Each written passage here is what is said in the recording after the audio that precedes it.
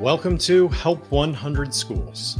Our shared commitment, mission, vision, and philosophy is in our name. We believe the positive ripple effect of supporting education is a profoundly transformative force.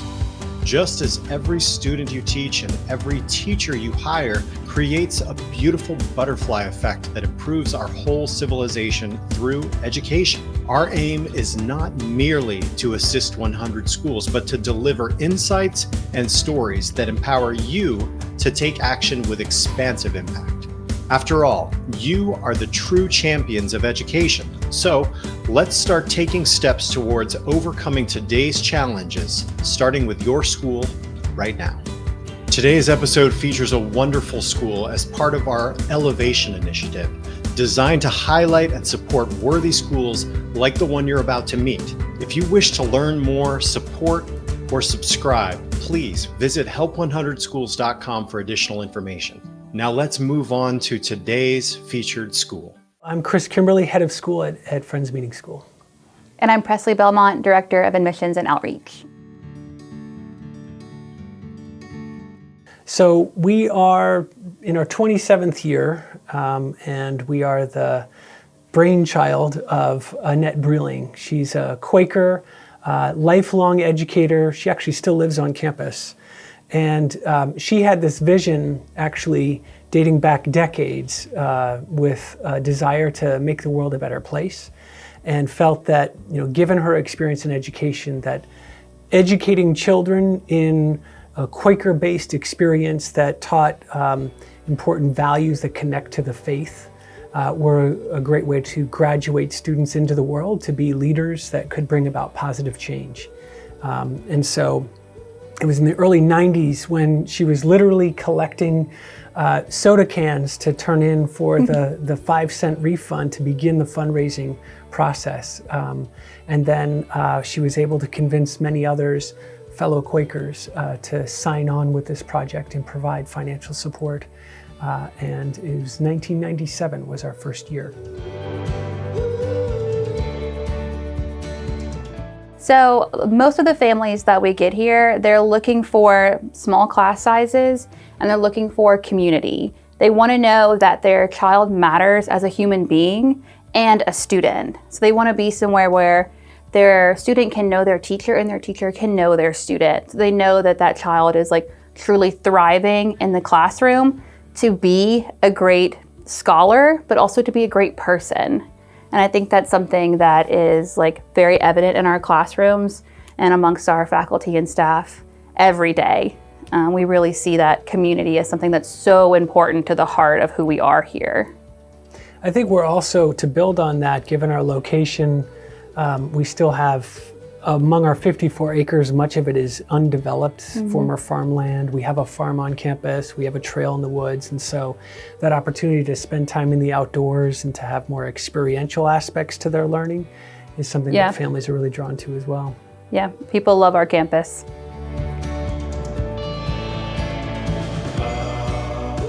What we see so often today outside of the bubble of this community is people having struggles to connect with each other, to take the time to listen to each other.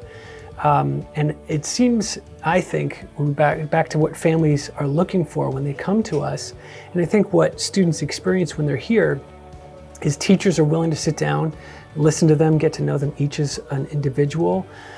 We invite disagreement. We recognize that conflict is a part of life. And that in the wake of that is, if we're going to be a community, if we're going to work together as a team, we need to take the time to learn where each is coming from, to have respect. Quakers talk about the inner light and that everyone possesses an inner light, regardless of their age or their background or wherever they're coming from. And once you recognize that, then I think it automatically invites that patience and that willingness to open your mind to what someone else has to offer.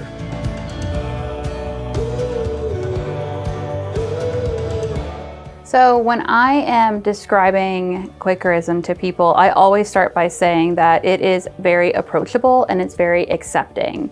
It's very easy to understand the idea that everyone is deserving of respect. Quakers also believe, which I think is a really cool tie-in with school, is that you're never fully enlightened, that there's always more to learn. Every day is truly a school day with Quakers and here at Friends. So I think that is a really cool aspect of Quakerism as well. And that's, a good jumping off point for families who have no idea what a Quaker is. So I think that's a great place to start whenever they're learning about who we are. One thing I've always appreciated about Quakerism and what drew me to the faith myself as a Quaker was, in my youth, I would go to church and would sort of respond as teenagers do to commandments and things like that. Quakers are really about questions. So rather than telling you what to do, ask you questions to think about what you're doing or what you're about to do. And I think that invitation to engage in self-reflection, conscious thought, careful choice, compassion, those are critical elements to the Quaker experience and something that really undergirds so much of what we do here with our learning program. I think the way I typically talk about our mission is that it connects to topics we've already hit upon, that notion of the inner light, that sense that so often if our goal is for students to learn, we need to make sure that their sense of belonging, their sense of safety is intact first.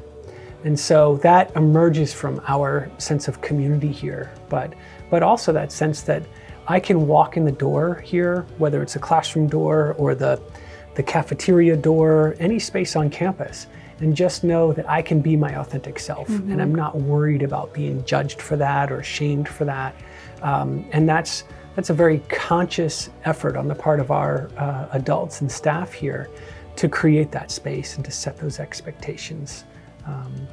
So that's both mission and vision, I would say, kind of blended together there. Which I think is a good tie-in also with our school motto, which is to seek and speak truth in love. Owning who you are, sharing your light with other people, seeking that truth, seeking knowledge, and speaking, that love, seeking that love. I think that all of our students, our faculty, our staff here, truly feel that within our community each and every day. We had a student who started mid-year who came from, a different school system and came here, and her parents were like, this was night and day.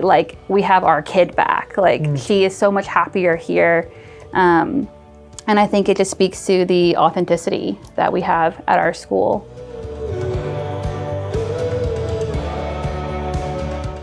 I'm often struck by when families finally reach out and communicate with us. They'll often say, I didn't know you existed, or I drove by your school 100 times before I realized you were actually, you ran kindergarten through grade 12. I love it when we get visitors to campus who get to see what we actually have to offer here. So much of what is available is hard to see from the street, and then actually you can see it sort of the progression here where a family might come with a tour with Presley, wow, this is impressive. And then their child goes through the shadow day. Yeah. And that's when they're like, oh my gosh, can we start tomorrow? We really did get that question. So, that would be my message to the world is come on down. And come see us. Pay us a visit. Yes. We'd welcome to have you here.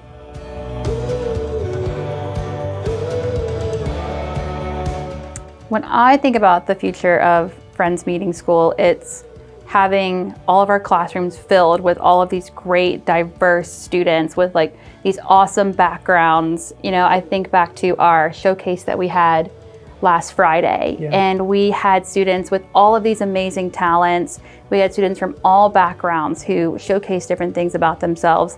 And so when I think about the future of FMS, it's more of that, right?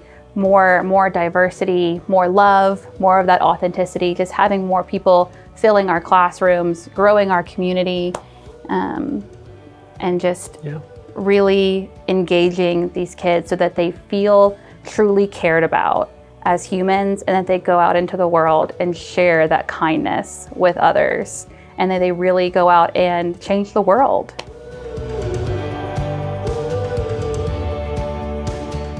Nobody needs to be a Quaker to attend or work at the school. I'm one of 2 Quakers on staff, and we have 1 Quaker family out of 110 students. And so, and that's fairly typical for Friends schools. Quakers are, not plentiful in number, but I think what I so appreciate about Quakerism is that the faith and the experience of Friends education is really universal. So people will often talk about it as a big tent. So there's room under this tent for, Muslims and Jews and Christians, and because so much of the experience of worship in the Quaker way is about introspection, turning inward, centering yourself, connecting with that inner light, and doing so within community. That's accessible to all. So it's an open door. Thank you for tuning in to Help 100 Schools. If today's feature struck a chord with you, we encourage you to share it. Your action can bridge the gap between deserving schools and families looking for a place where their children can thrive. Want to dive deeper or help more? Visit help100schools.com.